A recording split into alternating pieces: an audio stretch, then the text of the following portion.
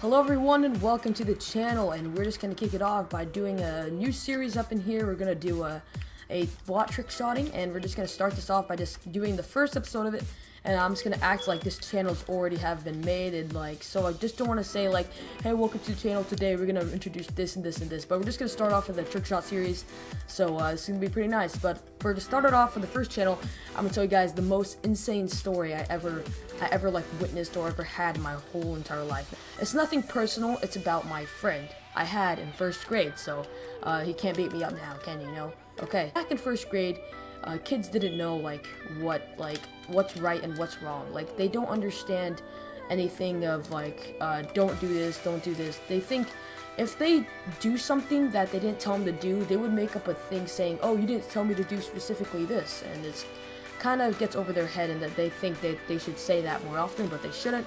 So we're in first grade, right? I came into school pretty late, just because I was in another school back at the time, and I just came and I just joined in the middle of the class session. So what I'm going to do here is I'm gonna find some friends. So I'm like, you know what, I'm just gonna, if I'm gonna stay in this school, I'm at least gonna find some friends at least, right? He assigns me a seat, and I'm like, okay, I'm gonna be friends with the guy that's sitting next to me.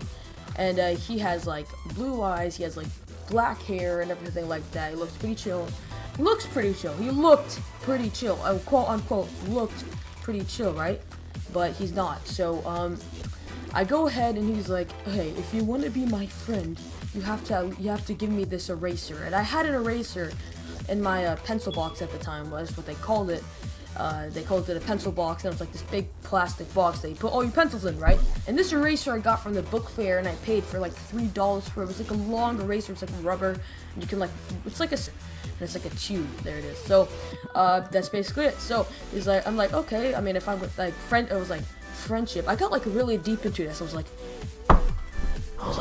nothing can beat friendship, not even an eraser. And I got like really deep. I was like, you know what? No, yeah, I'm gonna give him my eraser just for him to become my friend. Talk, we hang out, we play with each other, got in trouble sometimes. Not like a big trouble, but we just told us to stop and stuff like that. So I mean, it was pretty nice. It was a pretty cool time back then, right? So it got to the point that we became best friends that like it's like a commitment to go to someone's house in first grade. It's not like, it's literally like volunteering to go to war. Being nervous that much. That's how nervous I was. I was like literally committing to go to war. So I don't know. It's just, it's so dumb. So I go up to his house, we call him on the phone saying we're outside, they open the door for us, we're in front of the door, they're gonna open the door for us, everything's gonna be cool, everything's gonna be chill. I don't know what we're gonna do, but we're just gonna be chill, don't be nervous, right? So I go up in there, and the first thing I see, he leads me upstairs, the first thing I say is well, he told me he had a girlfriend, so I see the girlfriend coming out of the bathroom, and by the bathroom, I literally mean like out of the shower. Now, I see it coming out of the shower, right? So, I go ahead, I'm like, okay, so he has a girlfriend, but then I literally see her face, and she has a freaking towel over herself, and I see her face. I literally like looked at her age and her face, and I was like, wow, this girl is pretty dang old. I don't know if Ryan, well, that was my friend's name, Ryan. I didn't introduce my name. His name was Ryan. I don't know if Ryan told her that he was that old. Like, maybe he lied. I'm not sure. But she looked pretty old. I didn't ask her age because that's like really creepy. Because we knew about being creepy back then. Yeah, it's first grade, so freaking perverts out there. Jesus Christ. We do what the regular people do. We just go ahead and just watch movies. We go upstairs, watch movies. My dad is sitting there with the quote-unquote parents. Now I'll tell you about that in a little bit. So we go watch Pocahontas. We watch it like freaking 5 times, do nothing. We just watch Pocahontas, right? Oh, okay. We watch Pocahontas. We keep watching it. My dad's sitting there. It's time to leave. So I grab myself up. I go downstairs. I go to my dad. I'm like, all right. So you told me it's time to go. All right, can we leave now? Because I was like really freaking impatient because I don't want to watch Pocahontas for the freaking millionth time. So so my dad goes ahead and he goes and he actually leads me to the car, and we're gonna go ahead and we're at the car and we drive home. And then my dad's like sitting there just like shaking his head. I'm like, my dad's like, well, your friend here is actually like, these are not his real parents, like, and then he starts saying like these freaking like stuff that has to include with genes and science and stuff. I don't even know. I didn't know that back then. I was in first grade. So he was like talking about all this like freaking reproduction crap. I don't even know, but and then like I really felt bad for this kid. Like I was like, dang, like now I don't regret giving him my eraser. I mean, but like, we go ahead the next day. This is 3 months later, right? This my friend Ryan has been really getting a lot of stress recently, and like in class, he's been getting a lot of stress recently in class and school by his parents. When you adopt someone, right? You're really not. I mean, you're expected for them usually just to like. I mean, he wasn't adopted. That's the thing. His real parents gave him as a baby to their friends, and their friends was the person that were taking care of him. They're actually not his mother. They're biological mother, but yeah, it's not his real mother. I'm not friends with him anymore now because he's gone. He left the state I'm living in now, so he went to Kentucky, and that really sucked because I thought we would be best friends ever since, but no. Okay, but he went to Kentucky from where he's from. He had like an accent and everything. And dang, he freaking made some good chicken. No, I'm just kidding. No, he didn't. But later, so he goes to school. We're all happy. We're all cheery and everything like that. So just like, okay, yay, school. Like everything wasn't work. Like it was literally like write an essay, whatever the crap you want it to be about. I'll give you 100. Like, okay, bam, done. I mean, I think the teachers actually give you 100 just to make you feel good, but then it's actually like a freaking 50. So my friend has been getting all the stress. Okay, cool. Now what's he gonna do? I don't know. So he's really missing home right now, right? So we're in the middle of class. He's missing home. He asked the teacher. I was in the class because this is a homeroom class. He asked the teacher, "Can I go and freaking can I go and can I use the restroom? Quote unquote, use the restroom." And the teacher's like, "Yeah, sure, Ryan, you can go use the restroom." Because he was a pretty good student back then. Like he didn't like get office referrals or anything like that. He was good. He was a very nice student. I never expected him to do this. He used to make everyone happy. He was friends with everyone in the school. Like everyone loved him and everything like that. So so then I was like, okay, like he sits right next to me. I'm gonna freaking get sad because I don't want him to leave me, right? So then I go ahead, I sit in the homeroom class. It's like freaking 5 hours of school, right?